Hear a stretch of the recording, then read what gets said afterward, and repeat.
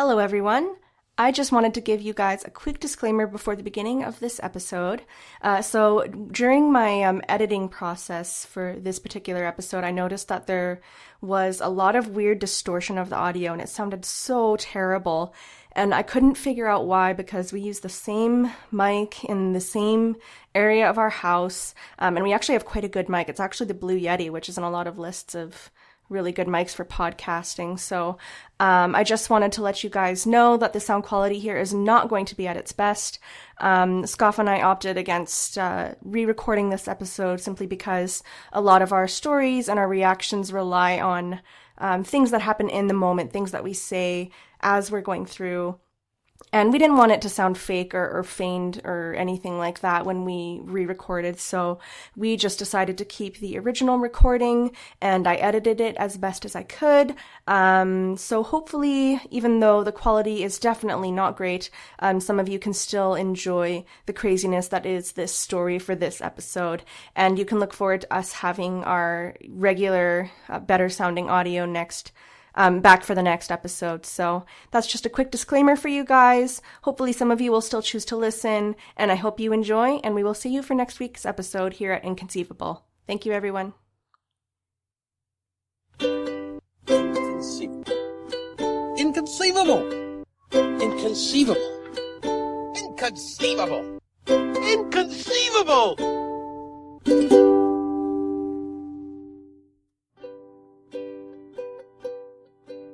Hi, Scoff. Hi, Wonk. How are you? Oh, living the dream. Good. Yeah. Great. Awesome. Hi, listeners. Fantastic. Oh, we're done with that game. Hi, everybody. Welcome back. Another episode, Inconceivable. Episode 9, which means next episode's the finale. Episode after 8. That's what 9 means. Comes after 8. It also means it comes before 10. Sure. This is true. I feel like I'm the only one who's excited. I don't know what to be excited for. Like that's the thing. Like it's our special episode. There's like anticipation when you go to like an amusement park or something because you can see the rides, but it's different. Like I'm anticipating and getting excited for something that I have no clue. I just know it's 3 stories. Okay, well, I hadn't told the listeners that. I had only told you that. Well, I told listeners now. Okay, listeners, guess what? For our finale, we decided that for every 10th episode of every season, we're going to make it a special episode, and it's going to be somewhat designed around that game, 2 Truths and a Lie, or 2 Lies and a Truth. It depends on how you play it. But I'm playing it 2 Truths and a Lie. Sure. And basically, this is a way for me to put stories on the podcast that are going to end up being shorter than the average episode that we do. So I'm going to have 3 shorter stories, and 2 of those stories are going to be actual stories that are recorded that I've been able to found, that, Been able to found. Been able to find. Did you found lots of stories? Shut up. 2 stories will be stories that I have found and that have been documented either in like news reports or other forms of information. Basically, they have to meet the criteria of all the stories we're telling now, but they're shorter. Yes, they're shorter. And so two of those will be true stories that are recorded that I've found, and one of them will just be completely made up. And the goal for Monsieur Scoff in these finale episodes will be to try and figure out which of those stories are the real stories that actually happened and which one is just total bullshit. I feel like I know you well enough that I think I could figure out something you've written. That's true. But we'll have to see. I could be totally wrong. I guess I'm sort of hoping that when we have enough of a following to have listener stories, then some listeners will be like, hey, I came up with this total bullshit story that you can use on Scoff in the next episode 10. You know what I mean? Just start browsing kind of hope. Reddit stories. I actually have started doing that. And then really just say one, give credit at the end once I've figured out if it's true or not. Yeah. That could be fun. But with that being said, we have an episode to share. Oh, I didn't do my podcast shout out. Do your shout out. You're not shouting.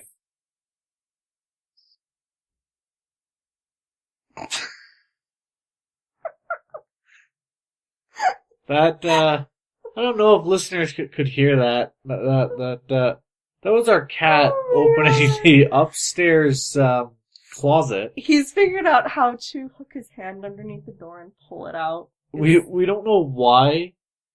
There's nothing in there for him. It's boots and like hats and jackets. But We just chose the perfect time to do that because we had fallen completely silent. It was great. You could tell. I'm sorry. He's like, Mom, Dad, you. I am trying to not drag out our housekeeping. I'm so sorry, people. So my shout out for this week is Studying Scarlet. Go check them out.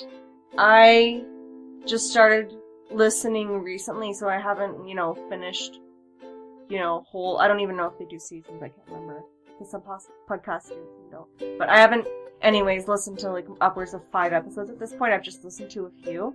But they do a great job, and there was one in particular I really liked, and it was a very intriguing case, I would say. So if you're into anything true crime, go check them out. They're good. Yeah. True crime. Bang bang! Yeah, the reason he said that is because while I was talking, I was doing that with my She's just fingers. making finger guns. She's like, Okay. I know what a gun sounds like. Brat, brat, brat. Oh my goodness. Okay. So yeah, check them out. Moving on from our housekeeping to the actual story. Are you ready for this? So. Wait, I'm getting ready. I'm almost there. Okay, go. You are hilarious. I'm pretty funny. My sides are splitting. Get that checked out. Just go. I can't even start. I can't stop. So, anyways, if you've been keeping track of the pattern here, this week is supposed to be more of a down-to-earth story. That being said, this is completely inconceivable, and it's gonna be very cool. Are you ready? Completely inconceivable. Yeah. Alright, let's do it. So, have you heard of Noella Rukundo? I can't even spell Noella Rukundo, so no. Great. I found this story in the news and I don't even know. So the stories are from 2015.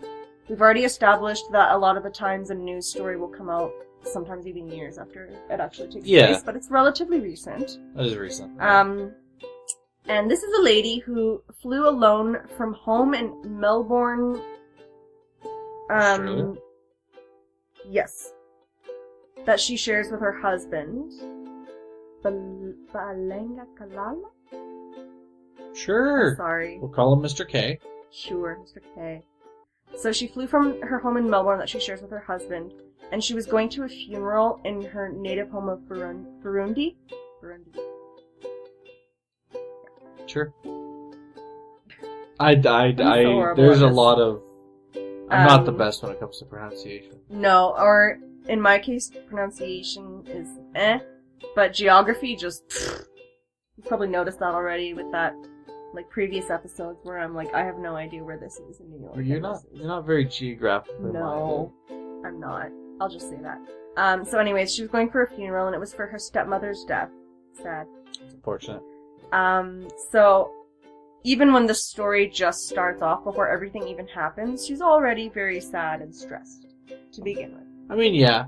If she was close to her stepmother, death is never an easy thing to kind of come to terms with. So she's, after the whole funeral, she is retreating to her hotel room by herself because she wants to be alone on her own. Does it say if the husband came with her? No. Okay. He's back home. Okay, yeah. So that makes sense. She's by herself. Yeah. She kind of wants to, I guess, grieve in her own way. That makes sense. Yeah. So when she's back at her hotel, she gets a phone call from Australia, and it's from her husband. And he's the father to her 3 youngest children. And they've been married for 11 years. Just so you know. Just putting that information out there. Got it. She has 5 other kids from other relationships. Holy cow. But apparently from what I can tell, she's like a really sweet, awful mom. I'm not doubting that. Just 8 kids is something I could not handle. Yeah. Like, we have 2 cats. I'm so sorry. That's the second time I've gotten that notification during a podcast. That tweet noise. How dare you? Woohoo.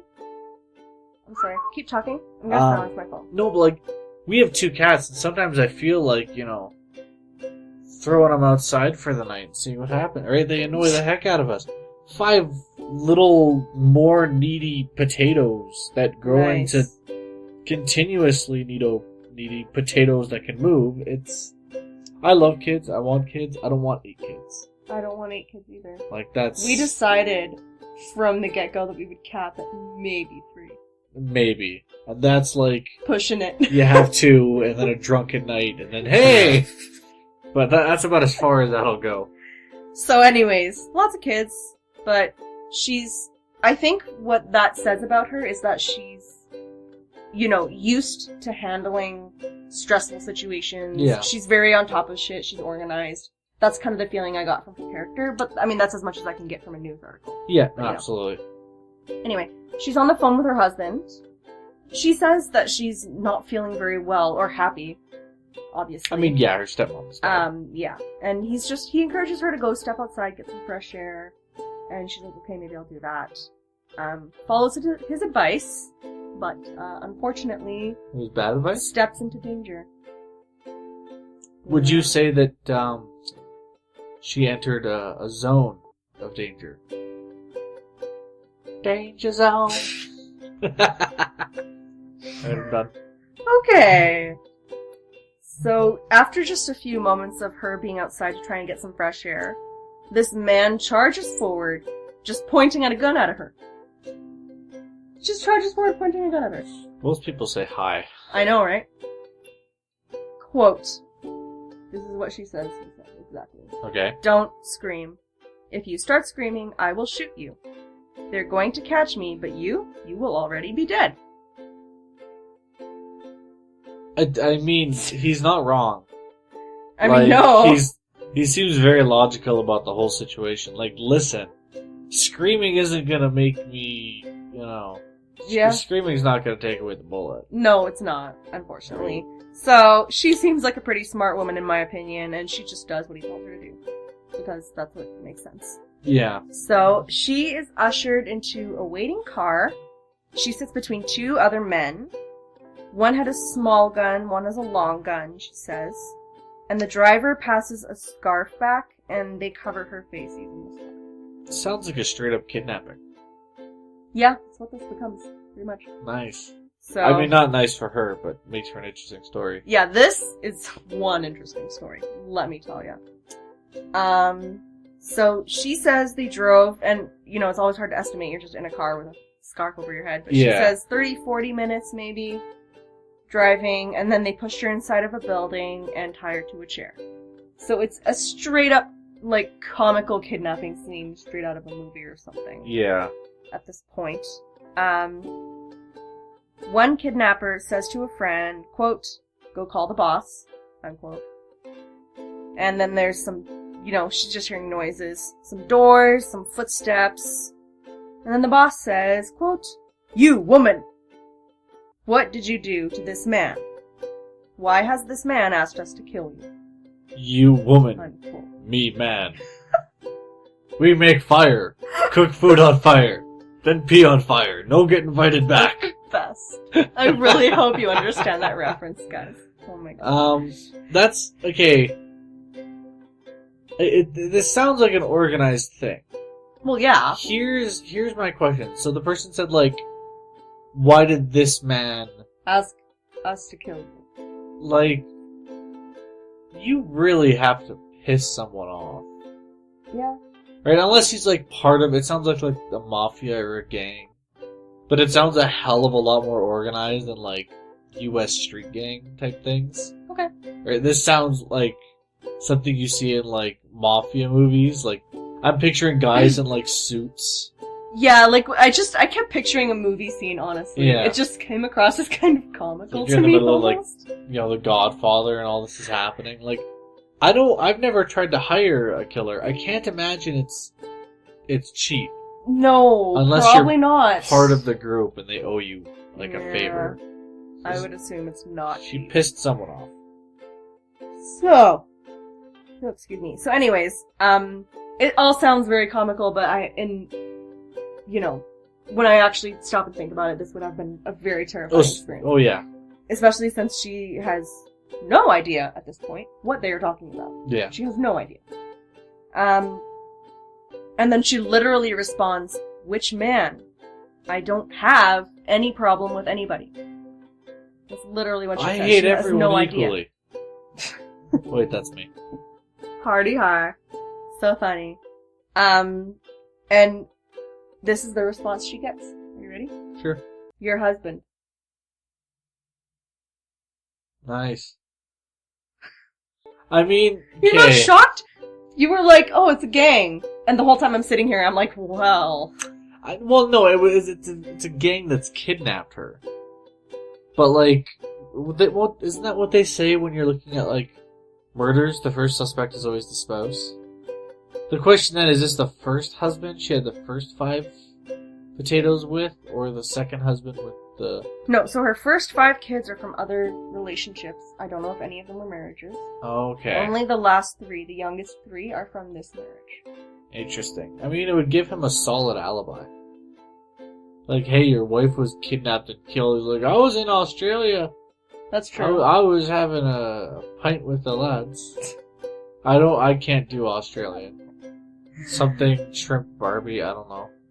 But I don't know how long, I'm trying to think how long they've lived there. Because she's from Africa? Burundi's in Africa, you see? I don't know about, I can't remember. But that's interesting. Anyways. So, obviously when they say, your husband, she objects and is like, that's impossible, he wouldn't do that, the typical things that you would think and say in this situation. Yeah. And she gets slapped, like it happens in the movie. Like, they just slap her and they're like, silence! You know? Don't hit a woman, this is just rude. I know. Rude people. So, now after this happens, the leader says, quote, "You are very stupid. You are a fool. Let me call the man who's paid us to kill you." He calls. Who the fudge are you calling stupid, you grown-ass, lanky trucker taking orders from random people in a back alley to kill people? Uneducated piece of rat crap. Why did you turn into a redneck? I don't know. Anyways, the impression I'm getting is he doesn't understand why she has no idea. Yeah. Why her husband would do this. Yeah. He's like, well, obviously she did something to piss him off, and then he asks, and she's like, I did nothing. Like, burn the grilled cheese? Like, this is ridiculous. What? Anyway, so he calls. He calls the husband. Yeah. He puts the phone on speaker, and to her, it seemed like he was somewhat enjoying this, obviously. Yeah. We have her, he says into the phone triumphantly. She hears her husband's voice say, "Kill her." I mean... maybe? Yeah. Voices over phones aren't always the most reliable things. I guess Even it the depends voice how in general. distinct. If you had a distinct enough voice, and a Yeah. spouse, you would know their voice pretty well, wouldn't you? I If think- you heard Morgan Freeman say the words "kill her," you'd know. Okay, it's but that's Freeman. Morgan Freeman. Like, he could tell me to kill someone and I would do it. It's Morgan Freeman. Like, he just has to say it once and it happens, right? My point is, it's your spouse. You know your spouse's voice. Yeah. That's just my opinion, though. No, The plot thickens. that sounds good. Thicken the plot. She says, when she's being interviewed for the article, "I heard his voice, I heard him. I felt like my head was going to blow up." Yeah? Yeah. They started describing how and where they were going to dispose of her body, and they're getting into details that are kind of, she's losing her mind at this point, and she just passes out. So, everyone acts like they want to be like the tough guy in these situations. And I'm gonna pretend to do that right now. I hope that if this ever happens to me, I know that the people that are doing this are gonna try to get some satisfaction out of it. I'll just be like, listen, I really don't give a rat's ass. Just put a bullet in my head already and let's get on with it. I've got things to do. Fair enough.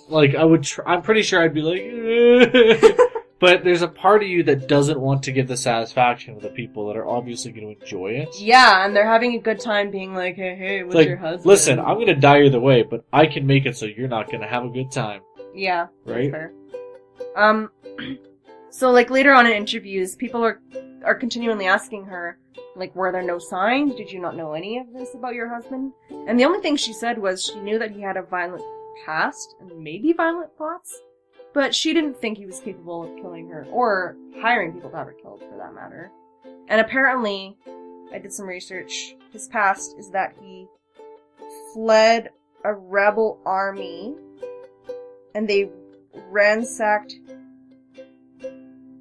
Oh, I can't even understand my notes. I don't know if the rebel army ransacked a village, killed a wife and son. It sounds to me like he fled the army and then they ransacked the village, killing his wife and son. Is what it sounds like.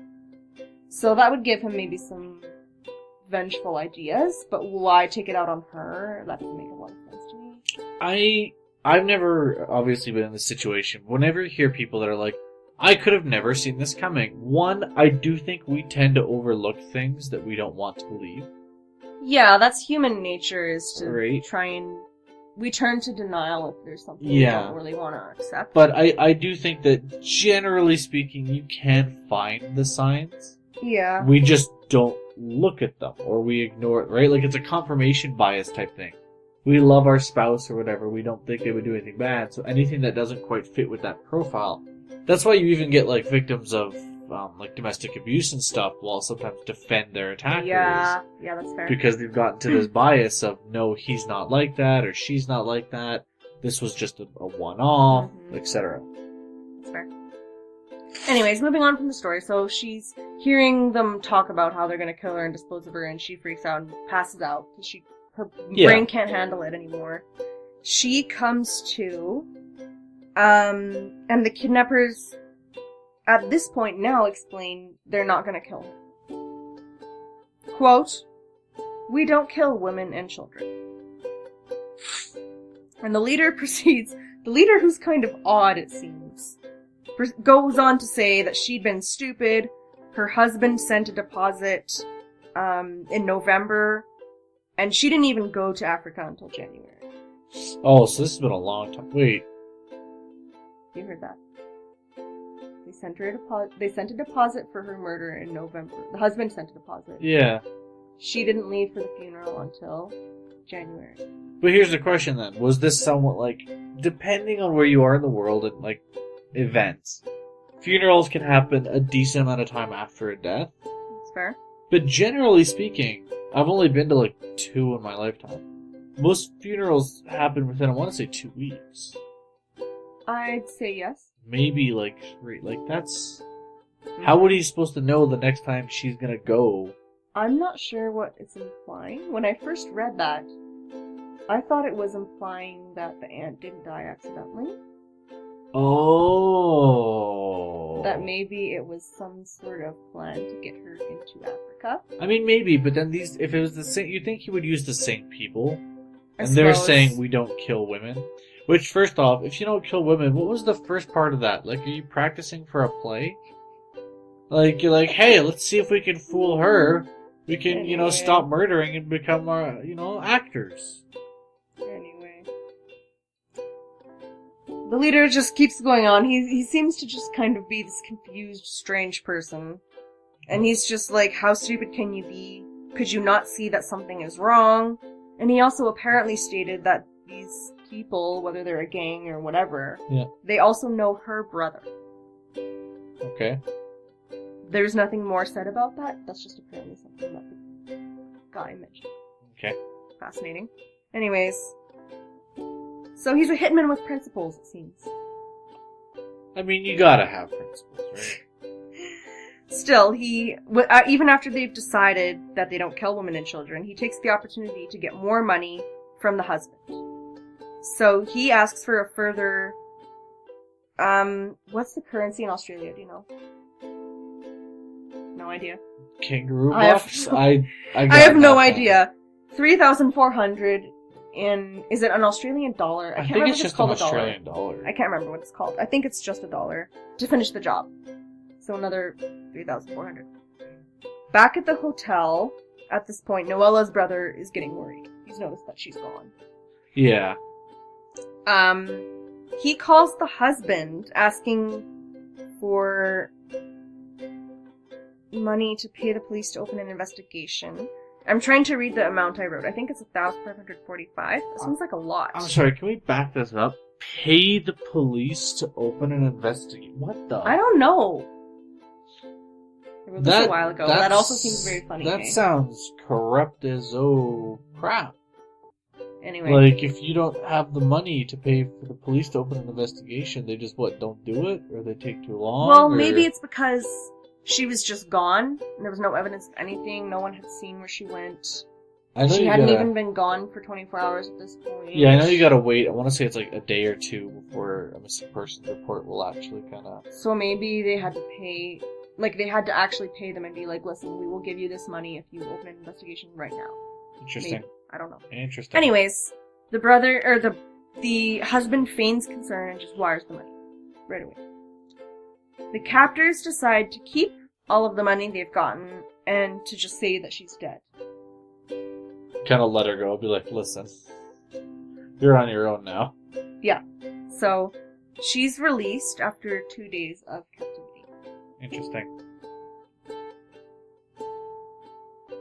It gets even better. Bring it on. So, the leader says to her, we give you 80 hours to leave the country. Your husband is serious. Maybe we can spare your life, but other people, they're not going to do the same thing. If God helps you, you'll get to Australia. Well, first off, I mean, I guess she's got the kids. I was like, why would you go back to the nation? Yeah, she has 8 kids to take care of, so... Yeah. 8? That number is still like... That's twice... People would say that my family was big, and that's twice as many people in that family. You have 4 twice kids. As many kids. No. So... Just no. And just to clarify, I do not have 4 kids. I have 4 kids in my family. So I am the oldest of 4. You are the oldest. Just to clarify, because you made it sound like I have 4 kids. You don't, we don't, we have 2 cats. Yeah. Anyway. So, they left her at the side of the road with incriminating evidence, believe it or not. A memory card of the conversations and receipts that took place between the husband and them. Receipts for $7,000 US, which is what they were paid. Yeah. So she has this evidence, and she plans her return, calls a pastor for her church in Melbourne and requests his help. These are the best hitmen ever. Yeah, I know. I mean, they're probably getting a lot of shitty reviews on Yelp, but... I paid these guys to kill someone, they didn't actually kill them. They just took my money and ran. 1 star. No, 2 stars. They were very polite, though. Yeah, it's pretty awesome. Anyways, so she has the help of her pastor back in Melbourne. She's back within 3 days, and it's now the 22nd of February 2015. So I guess it did take place in 2015. And the husband had informed the community by now that she had died in a tragic accident. Uh-huh. Yeah. Want to hear the best part? It's not looking good for you, bud. This is amazing. At 7:30 p.m., so he's hosting a funeral, for well wishes, and many people actually donating money. Dude, I would absolutely sneak into the 7:30, she springs her surprise. She didn't sneak into the coffin. Oh, I was hoping, she's just sneaking into the coffin. Did you, open casket? She's just laying there, sits up surprise, bitch! No, so this is just at the house. Okay. It's just like a wake. Yeah. The whole thing where people mingle and grieve, they talk. Give their condolences. And yeah, donate money, apparently. So yeah, at 7:30, she just comes and shows up at the house. And she says her husband behaved like he had genuinely seen a ghost. Apparently, he even jerked in surprise when he put a hand on her shoulder and realized that she was solid. I mean, if you thought someone was dead. Yeah. But not even somebody dies natural causes. You're like, I paid someone to kill them. They told me they did it. They were in another country. Mm-hmm. And then suddenly that person's back. And you'd kind of be like, am I losing my mine? Like, is this real? Yeah. And he touches and he's like, oh dear God. Yeah. Initially, he denies all involvement. Shocker, shocker. But she gets him to confess during a call that she secretly had recorded by the police. Good woman. Good woman. This is amazing. So that's the best way to get back is by she basically just crashed her own funeral. I'm just picturing, like, everyone's having, like, the little shrimp on a stick. Yeah. And there's just a knock on the door, and he's like, oh, I wonder who that is. All the guests should be here by now. He goes to open it, and while he's, like, chatting with someone who's planning to be, like, his next mistress, he's like, oh, yes, I love that joke. Opens the door. She's standing there. Now they're British, are they? You know, it's also. She's standing there, arms crossed, tapping her foot, with, like, a death glare that could burn holes in Superman. And, yeah, just his face just was like, oh, fudge Muppet. Yeah. That is amazing. It's quite good. So, this confession that's recorded by the police is, I guess, incriminating enough with the evidence he already has. Yeah, she already had a lot with the USB stick, right? Yeah. He gets a 9-year sentence. Yeah. Yeah. Seems about right. He didn't actually kill. It was attempted murder. I don't know... Actually, I don't know what the penalties are like in Australia, but even like where we are, murder, I want to say, is 20 to 25 years. It's usually, a lot. Attempted, obviously less. And this would, I guess, classify as like attempted murder. Yeah. But it was premeditated, so that's interesting. Yeah. So, 9 years. Apparently this is the explanation that he gave her, is that he tried to kill her out of jealousy because she was going to leave him for another man. And this is something that she denies. She said, I was never going to leave him for somebody else. We don't know if that's true, but either way, not a reason to kill him. That's for sure. Like, she was going to leave me for another man. Her? When was someone going to tell me about this plan? I don't know what the hell you're talking about. Anyway. You're going to leave me for Tom. Who the fuck's Tom? Yeah. So, I don't know what's true at that point, but regardless of whether she was gonna do any of this, he did try to have her killed, so there's that. I mean, I'm gonna give him points for creativity. I suppose. But, like, that is an elaborate plan. Mm-hmm. And if even the hitmen you've hired are like, listen, this isn't a good enough reason to kill somebody. Yeah. Let her go. Like, well, it's like she was going to leave me. Okay? Killing her means you don't have her anymore either. If she does leave you, you don't have her anymore either. The difference is you're out $7,000 and you might go to jail. Do you not remember all those stories from Let's Not Meet? People who are them. exactly, Yeah. if I can't have you, no one can. That's their whole line of thinking. Like, they can't. People suck. I know.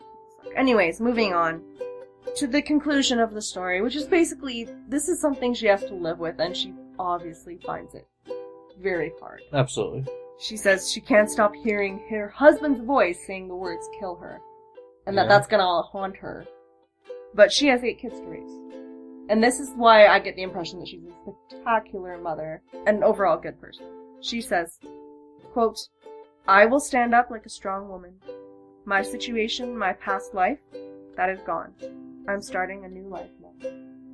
Good on you. I know, right? Good on you. You can't What change, a lady. You can't change the past or the shitty things that have happened to you. Keep your chin up.